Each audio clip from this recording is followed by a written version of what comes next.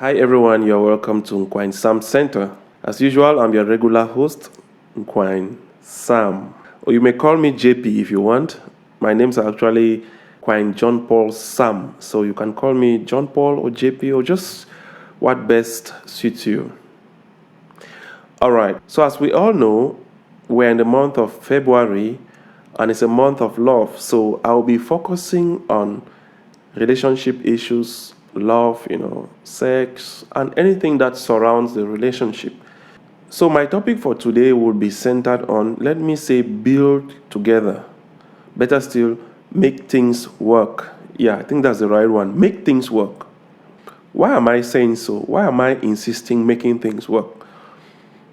First of all, I'm coming from a family background where my parents have made, I think it's now 54 years together. Yeah, it's 54 years together, even though 2 years was not official. So they were like 2 years into a relationship and then they got married officially 52 years. So they have been together for more than half of their lifespan.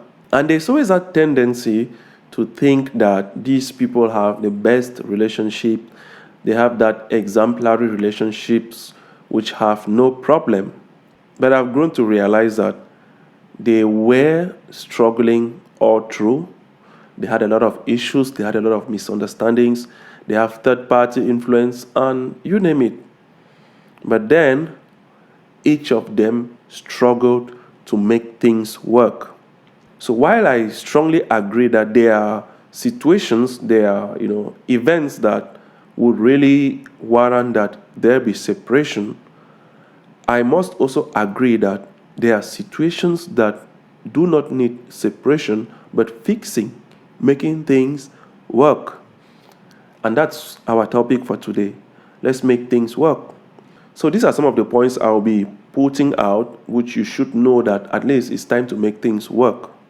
So before you get into a relationship, it's always very important to ask yourself and your partner, what am I getting into? You need to define the relationship. Is it just something maybe sensual? Is it a casual type of a thing? Is it a hide and seek? Are you guys trying to get into a meaningful relationship that will build a future or that will lead to marriage? Are you just into a kind of a situationship, a situation where you just date for the time being and you can separate whenever each or any of you feel like calling it off with no problem? Define the relationship. Once a relationship is defined, it will act as a moral compass. It will act as a direction to whatever you are building. It's going to set principles and guidelines for you. That's the first thing.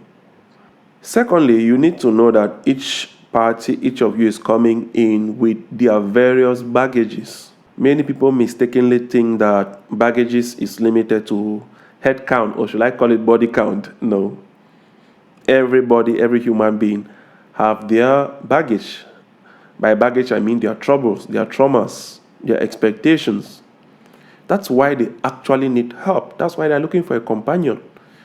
And some philosophers will tell you every human being is a social animal, meaning that they must relate. You can't exist without relating.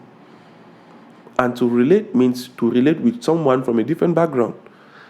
Most certainly because you need that person to help you. So there's that kind of a mutual help when a relationship is concerned. So get into a relationship with this mindset that is two parties coming together for mutual assistance. In other words, you need to assist that person and you are really out to assist them.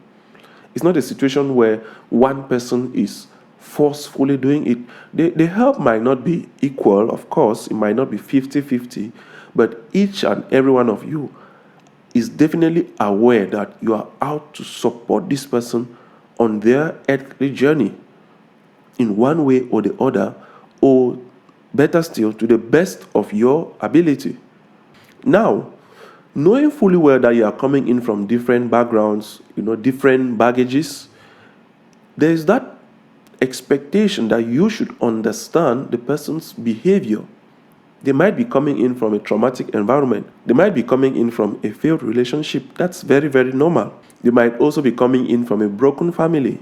They might be coming in from a professional background, situations where they have never really experienced a relationship. There are lots and thousands of different areas where people are coming in from. You need to have that in mind, because this is definitely going to guide the way you react to their errors, to their flaws, to their attitude, to their mood swings, and things like that. I don't want to focus here on the individuality. In other words, I don't want to say a man is like this, a woman is like this. That's for sure all right. But what I'm trying to say here is be mindful that each party is coming in from a different background. It could be a religious background, it could be a cultural background. There are lots more, really, really lots more. Be aware disagreements are bound to exist. I have a friend who is a lawyer. He actually told me one time that conflict is a byproduct of human relationships. In other words, wherever there are at least two people, there must be conflict. So while I'm not saying that you should go looking for conflict, I'm actually saying that your ideas or your interactions, your discussion will not always align. That is when you need to come in to look for a common ground. You need to eventually compromise. There are things that you need to compromise. For example, maybe your partner will not like sleeping with lights on, but then you are somebody who grew up sleeping with lights on. Some partners don't even like an AC because it's making noise, or they don't just like the cold. These are things that you will need to solve. You will not get to separate yourself because the person doesn't like maybe cold water from the fridge. These are remedial issues. And you should have in mind that a friend, your partner, is like a burden to you, or at every given moment, you need to carry their burden. That's why we are talking about help. Because they too, of course, are going to carry your burden, making things work. By the way, before we continue, this t-shirt I'm putting on is actually that of Terengganu FC, and it was given to me by my nephew, Junior Stephen Gongsam. So a shout out to you and thank you for always supporting us. He's actually a professional player playing at Terengganu FC, which is in Malaysia. So thank you once more, Junior Sam, and best wishes in your professional career. There will be low moments. That is when you need to make things work. There will be low moments. What do I mean by that? At every given moment, one person will be up and one person will be down. It's very normal for my partner to be earning more than I am earning, even though I'm the man. It's well understood. It's not a crime. It happens. There are times that I'm really poor and she helps me. And of course, there were times that she too was poor and I was helping her. That is all about relationships. Supporting each other. You just try to make things work, knowing fully well that the future will always be better. There will be situations of, stonewalling, silent treatment, sleeping without talking to each other, jealousy, very, very funny situations that these are just normal things in every relationship. Like I say, my parents have been living this for the past 54 years and counting. And I'm just sharing their experience so that whoever is thinking of going away because of these trivial issues, try to talk with, some experts, not just professional experts, but with people who are living the life. There will be times that you are going to need advice from third parties, of course. I'll advise you not just to rely on professionals, but sometimes you can contact a married person or somebody who has been in a relationship for long. Let them tell you their experience and encourage you. In other words, every relationship, everybody needs a mentor when it comes to relationships, because that mentor will tell you what they did for theirs to succeed. It's all about support. It's all about mutual help. It's all about making things work. So before you quit, before you try to say, I want to separate, you need to ask yourself some of these questions, okay? Just 3 of them. The reason for my going away, is it really dangerous? Is it painful? Is it something that can harm me?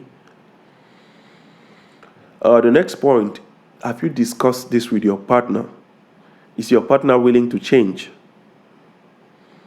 And have both of you tried to solve this matter? So if the answer is no on all the 3, I'll invite you to discuss with another person. Why not? Discuss with a third party, somebody who is mature enough and who has your good at heart, the good of the relationship as well, to critically look at the situation, okay?